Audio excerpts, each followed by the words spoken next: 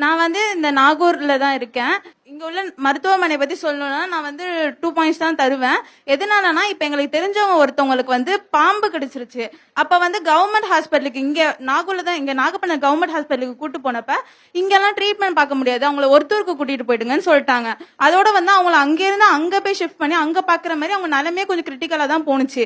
இப்ப எந்த ஒரு எமர்ஜென்சினாலுமே இங்க நாகூர் நாகப்பட்டினம் இந்த இடத்துல எந்த கவர்மெண்ட் ஹாஸ்பிட்டலுமே இல்ல.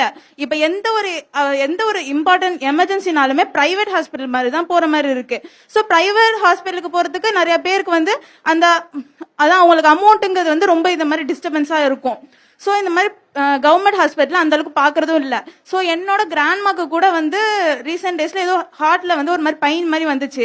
அப்ப நாகூர்ல போய் காட்டினப்ப இங்கெல்லாம் பார்க்க முடியாது, அவங்கள அதே மாதிரி ஒருத்தருக்கு கூட்டு போங்கன்னு எல்லாமே அங்க ஒருத்தூர்ல மாத்தின வாசி இங்க எங்களுக்கு இங்க இருந்து அங்க போறதுக்குமே டிராவலுக்கு அந்த டயத்துக்கு பஸ்ஸும் கிடைக்க மாட்டுது. அதுவும் இங்க இருந்து ஆட்டோ புடிச்சிட்டு போற மாதிரி அந்த டயத்துல ஆட்டோ கிடைக்காம எங்களுக்கு ரொம்ப சிரமமா இருக்கு. சோ இங்க உள்ள கவர்மெண்ட் ஹாஸ்பிட்டல்ல எந்த ஒரு ஃபெசிலிட்டிஸ் எதுவுமே இருக்க மாட்டுது. நைட்டு 12 மணிக்கு ஏதாவது எமர்ஜென்சினா அந்த டயத்துல எங்கேருந்து போய் நாங்க போய் பஸ் ஆட்டோ அதெல்லாம் நாங்க எங்கேருந்து போய் பிடிக்கிறது? இப்ப ஃபேமிலி எடுத்துக்கணும்னா எங்க ஃபேமிலியில எங்க டாட் ரொம்ப பிஸியா இருப்பாங்க, அடிக்கடி அவங்க இது மாதிரி வெளியூர் அங்க எங்கன்னு போயிடுவாங்க. அப்படி இருக்கும்போது நாங்க அந்த டயத்துல இருக்கும்போது வீட்டுல ஆம்பளை தொண்டைன்னு இது மாதிரி இருக்காது. சோ அப்ப இங்கேதான் நாங்க ஒருத்தருக்கு போகும்போது எங்களுக்கு அங்க ஒரு டிராவல்லே ஒரு சேஃப்டி இல்லாம தானே இருக்கு. சோ இங்க நாகூர்ல கவர்மெண்ட் ஹாஸ்பிட்டல்ல சுத்தமா எந்த ஒரு ஃபெசிலிட்டிஸும் இல்ல. அதை அவங்க இம்ப்ரூவ் பண்ணணும். நாகூர் மருத்துவமனை பொறுத்த வரைக்கும் இங்க மருத்துவ வசதிகளை மேம்படுத்தணும், சேவைகளை அதிகப்படுத்தணும்னு சொல்றீங்க. நன்றிமா.